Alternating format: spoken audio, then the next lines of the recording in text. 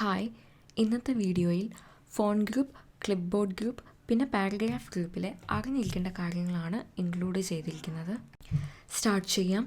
ആദ്യം editing text. Editing text means the ability to change text by adding, deleting and rearranging letters, words, sentences and paragraphs. ഒരു word ഡോക്യുമെൻറ്റിൽ text add ചെയ്യുന്നതിനെയോ delete ചെയ്യുന്നതിനെയോ rearrange അല്ലെങ്കിൽ correct ചെയ്യുന്നതിനെയൊക്കെയാണ് editing text എന്ന് പറയുന്നത്. Password വെച്ച് പ്രൊട്ടക്റ്റഡ് അല്ലാത്ത വേർഡ് ഡോക്യുമെൻറ്റ്സിലെല്ലാം ടെക്സ്റ്റും ഗ്രാഫിക്സും എഡിറ്റ് ചെയ്യാൻ സാധിക്കും. വേർഡ് പ്രോസസ്സേഴ്സിൽ ചെയ്യുന്ന മെയിൻ ഓപ്പറേഷൻ ടെക്സ്റ്റ് എഡിറ്റിംഗ് ആണ്. Deleting text, delete and back space keys use ചെയ്ത് ടെക്സ്റ്റ് ഡിലീറ്റ് ചെയ്യാനായിട്ട് സാധിക്കും. ബാക്ക് സ്പേസ് കീ യൂസ് ചെയ്തിട്ട് കേഴ്സറിൻ്റെ ലെഫ്റ്റ് സൈഡിലുള്ള ക്യാരക്ടേഴ്സ് ഡിലീറ്റ് ചെയ്യാനായിട്ട് സാധിക്കും. ഇതാ ഇങ്ങനെ. ഡിലീറ്റ് കീ യൂസ് ചെയ്ത് കേഴ്സറിൻ്റെ റൈറ്റിലുള്ള ക്യാരക്ടേഴ്സ് ഡിലീറ്റ് ചെയ്യാനായിട്ട് സാധിക്കും. പെർട്ടിക്കുലർ ടെക്സ്റ്റ് സെലക്ട് ചെയ്തിട്ടുണ്ടെങ്കിൽ അത് ഡിലീറ്റ് അല്ലെങ്കിൽ ബാക്ക് സ്പേസ് കീ യൂസ് ചെയ്ത് നിങ്ങൾക്ക് ഡിലീറ്റ് ചെയ്യാം. ഇനി സെലക്ടിങ് ടെക്സ്റ്റ്. ടെക്സ്റ്റ് സെലക്ട് ചെയ്യുക എന്ന് പറഞ്ഞാൽ ടെമ്പററി ആയിട്ട് ടെക്സ്റ്റിനെ ഹൈലൈറ്റ് ചെയ്യുക. മൗസ് ഉപയോഗിച്ച് ഡ്രാഗ് ചെയ്യുന്നതാണ് ടെക്സ്റ്റ് സെലക്ട് ചെയ്യാനുള്ള ഈസിയസ്റ്റ് വേ, ലൈക്ക് ദിസ്. ഇതല്ലാതെ ഒരു പെർട്ടിക്കുലർ വേർഡ് മാത്രമാണ് നിങ്ങൾക്ക് സെലക്ട് ചെയ്യേണ്ടതെങ്കിൽ ജസ്റ്റ് ഡബിൾ ക്ലിക്ക് ചെയ്താൽ മതി.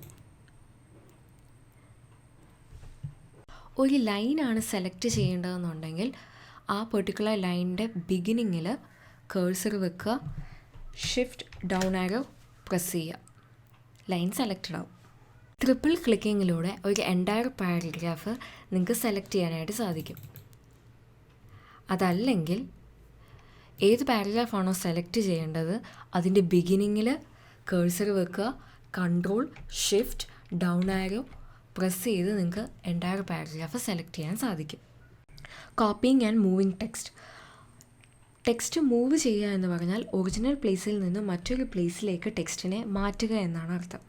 അതേസമയം കോപ്പിയിങ് ടെക്സ്റ്റ് എന്ന് പറഞ്ഞാൽ ഒറിജിനൽ ലൊക്കേഷനിൽ ആ ടെക്സ്റ്റ് റീറ്റെയിൻ ചെയ്യുകയും അതിൻ്റെ ഒരു ഡ്യൂപ്ലിക്കേറ്റ് കോപ്പി മറ്റൊരു ലൊക്കേഷനിൽ പ്ലേസ് ചെയ്യാനും സാധിക്കും. ടെക്സ്റ്റ് കോപ്പി ചെയ്യണമെങ്കിൽ ആ ടെക്സ്റ്റ് സെലക്ട് ചെയ്യുക, എന്നിട്ട് ക്ലിപ്ബോർഡ് ഗ്രൂപ്പിൽ കോപ്പി എന്ന് പറയുന്ന കമാൻഡ് ക്ലിക്ക് ചെയ്യുക. ഇപ്പോൾ അത് കോപ്പീഡായി. ഇനി എവിടെയാണോ ന്യൂ ലൊക്കേഷൻ അവിടെ നിങ്ങൾക്കത് പേസ്റ്റ് ചെയ്യാനായിട്ട് സാധിക്കും. അതിന് ക്ലിപ്ബോർഡിൽ പേസ്റ്റ് കമാൻഡ് എടുക്കുക. കോപ്പി ചെയ്യാൻ വേറൊരു മാർഗം ടെക്സ്റ്റ് സെലക്ട് ചെയ്തതിന് ശേഷം കൺട്രോൾ-C ഷോർട്ട്കട്ട് കീ യൂസ് ചെയ്യുക. ന്യൂ ലൊക്കേഷനിൽ കൺട്രോൾ-V പ്രസ് ചെയ്യുക, അപ്പോൾ പേസ്റ്റ് ആകും. ഇനി ടെക്സ്റ്റ് മൂവ് ചെയ്യണമെങ്കിൽ കട്ട് ആൻഡ് പേസ്റ്റ് ആണ് യൂസ് ചെയ്യേണ്ടത്. ടെക്സ്റ്റ് സെലക്ട് ചെയ്തതിന് ശേഷം ക്ലിപ്ബോർഡിലെ കട്ട് ഓപ്ഷൻ എടുക്കാം.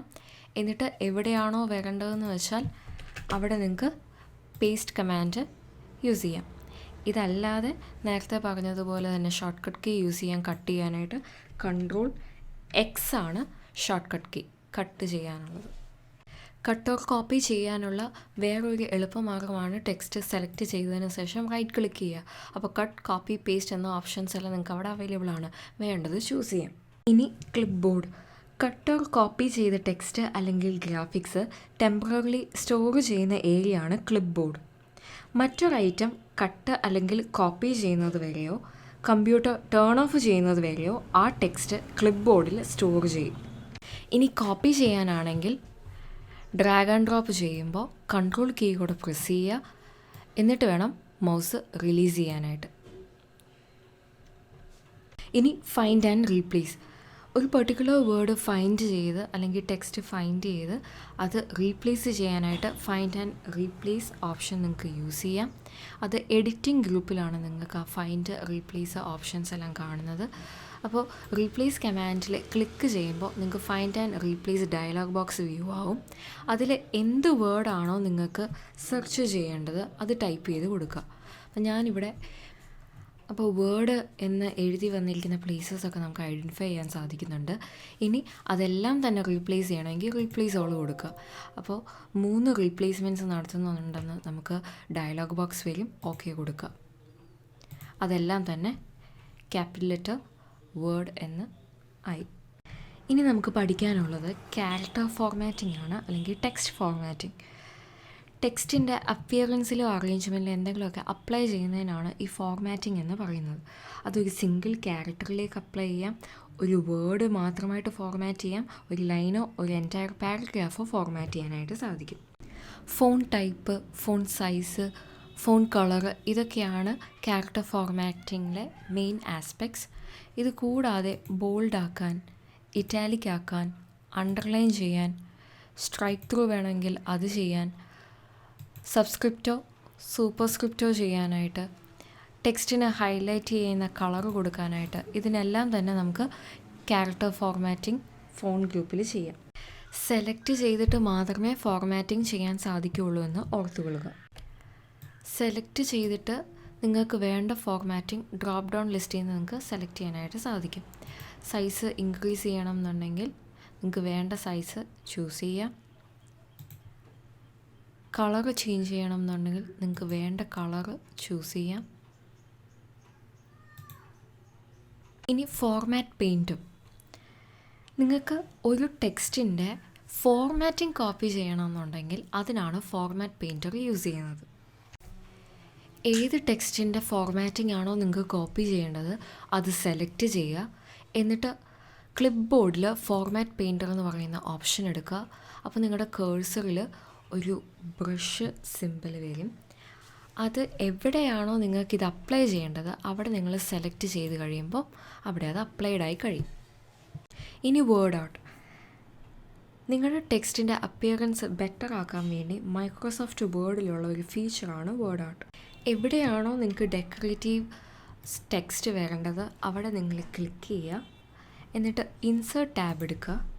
അതിൽ ടെക്സ്റ്റ് ഗ്രൂപ്പിൽ നിന്നും വേർഡ് ഔട്ട് ക്ലിക്ക് ചെയ്യുക. നിങ്ങൾക്ക് വേണ്ട വേർഡ് ഔട്ട് സ്റ്റൈല് ചൂസ് ചെയ്യുക. എന്നിട്ട് ടെക്സ്റ്റ് ടൈപ്പ് ചെയ്യുക.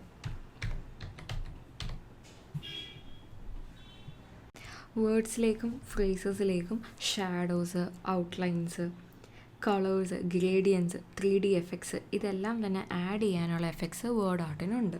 ഇനി നെക്സ്റ്റ് പാരഗ്രാഫ് ഫോർമാറ്റിംഗ്. ഒരു എൻറ്റയർ പാരഗ്രാഫിനെ ഫോർമാറ്റ് ചെയ്യുന്നതിനാണ് പാരഗ്രാഫ് ഫോർമാറ്റിംഗ് എന്ന് പറയുന്നത്. അതിൽ അലൈനിങ് ടെക്സ്റ്റ്, ലെഫ്റ്റ് അലൈൻമെൻ്റ് ആണ് ഡിഫോൾട്ടായിട്ടുള്ളത്. ലെഫ്റ്റ് മാർജിനോട് ചേർന്ന എല്ലാ ലൈൻസും വരും. റൈറ്റ് അലൈൻമെൻ്റ് ഉണ്ട്. റൈറ്റ് മാർജിനോട് ചേർന്നായിരിക്കും ലൈൻസ് എല്ലാം വരുന്നത്. സെൻറ്റർ അലൈൻമെൻ്റ് ഉണ്ട്. അത് പൊതുവെ ഹെഡിങ്സിനൊക്കെയാണ് നമ്മൾ യൂസ് ചെയ്യുന്നത്. ഇതല്ലാതെ ജസ്റ്റിഫൈഡ് ഉണ്ട്.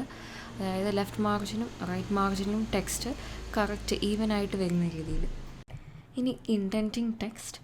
ടെക്സ്റ്റും മാർജിൻസും തമ്മിലുള്ള ഡിസ്റ്റൻസ് സെറ്റ് ചെയ്യുന്നതിനാണ് ഇൻഡൻറ്റിങ് എന്ന് പറയുന്നത്. അല്ലെ അതാണ് അതിൻ്റെ പർപ്പസ്. അത് ചെയ്യുന്നത് എങ്ങനെയാണെന്നൊരു എക്സാമ്പിൾ കാണിച്ചു തരാം.